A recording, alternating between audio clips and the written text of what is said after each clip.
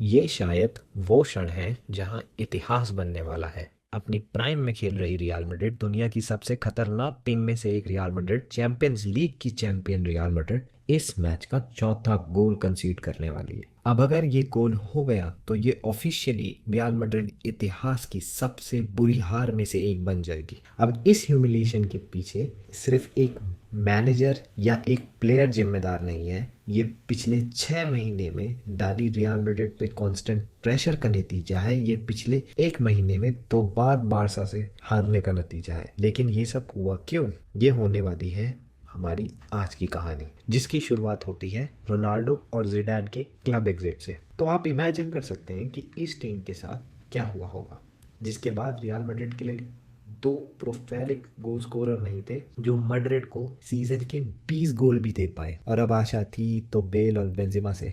जहां real Madrid के लिए नए नए बने कोच लोपेतेगुई ने बेल को न्यू क्रिस्टियानो रोनाल्डो डिक्लेयर कर दिया था, वहीं बेंजेमा ने खुद से स्टेप अप करने का डिसीजन लिया था।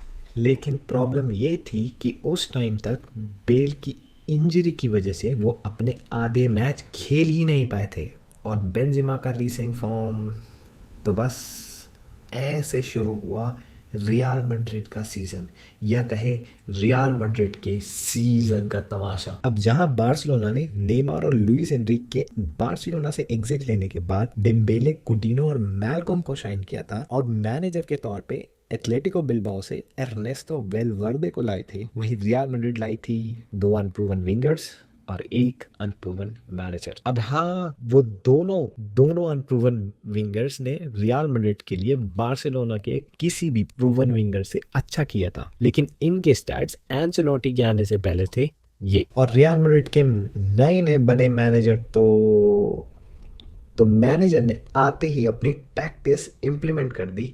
High line position based football वाली टैक्टिक्स इंप्लीमेंट कर दी, बिना प्लेयर्स की स्ट्रेंथ जाने, बिना प्लेयर्स की पुरानी अप्रोच को समझे मैनेजर साहब ने रियल मैड्रिड पे अपनी सोच डाल दी। अब टैक्टिक्स वैक्टिक्स सब सही है, लेकिन जब बिना सिचुएशन की रिक्वायरमेंट समझे आप क्लब की आइडेंटिटी बदलने चलते हो, तब आपको मिलता है ये। रियल मैड्रिड का बार्सिलोना से 5-1 हार जाना, रियल बैटिस से बिना लड़े हार मान जाना, और अपनी हिस्ट्री का ला लीगा में सबसे खराब परफॉर्मेंस करना। 14 मैच के बाद रियल मैड्रिड के प्रेसिडेंट फ्लोरेंटिनो पेरेज ने मैनेजर को सैक कर दिया।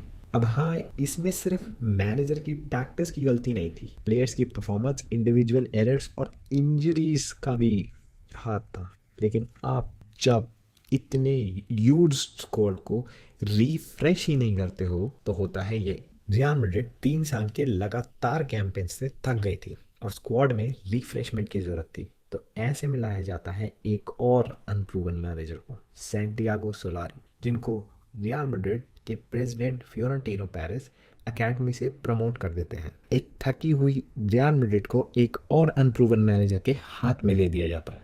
सैंटियागो सोलारी ने रियल मैड्रिड का मैनेजर बनते ही पोजीशन बेस्ड अप्रोच को खत्म करके रख दिया, फिर से काउंटर अटैकिंग फुटबॉल शुरू कर दिया, और जहां अब तक रियल मैड्रिड हर मैच हारती हुई नजर आ रही थी, वो अब बस जैसे तैसे मैच बचा पा रही थी। तो जब रियल मैड्रिड बार्सिलोना से ला लीगा में 1-0 से हारी, तो तब हमें एक नई अप्रोच देखने को मिली। तब पहली बार रियल मैड्रिड पूरे सीजन में लड़ती हुई दिखी। अब अगर ये अप्रोच पूरे सीजन रख लेते तो शायद ला लीगा के लिए compete कर लेते। लेकिन ला लीगा में उम्मीद खोने के बाद भी रियल मैड्रिड से उम्मीद थी चैंपियंस लीग में। चैंपियंस लीग में भी मैड्रिड का परफॉर्मेंस कुछ खास नहीं था, लेकिन आयैक्स के अगेंस्ट राउंड ऑफ 16 के पहले लेग में 2-1 से आगे होने के बाद जैसे केक वॉक लग रहा था। अब ऐसे में आपका कैप्टन जबरदस्ती कार्ड ले ले और उसकी वजह से अगले मैच में बैन लग जाए, तो जहां रामोस के होने पे ये टीम कुछ लड़ती नजर आती थी, वहीं बिना रामोस के तो रियल मैड्रिड का परफॉर्मेंस जैसे आधा हो जाता था। और रामोस के अनअवेलेबिलिटी ने जैसे आयैक्स को एक नई उमंग दे दी हो, एक नया रास्ता दे दिया हो। जहां सीजन की थकी हारी रियल मैड्रिड की वनरेबिलिटी को रामोस थोड़ा सा कम कर देते थे, वहीं अब आयैक्स के अटैक ने रियल मैड्रिड के डिफेंस और मिडफील्ड को चीर के रख दिया। और स्कोर 3-0। जिसके बाद असेंसियो ने एक गोल कर दिया जिसने एक उम्मीद दे दी, रियल मैड्रिड के पास एक नई किरण दे दी। जिसके बाद कैसेमीरो ने दुशान टाडिच पे एक फाउल कर दिया जिससे अब फ्री किक थी आयैक्स के पास।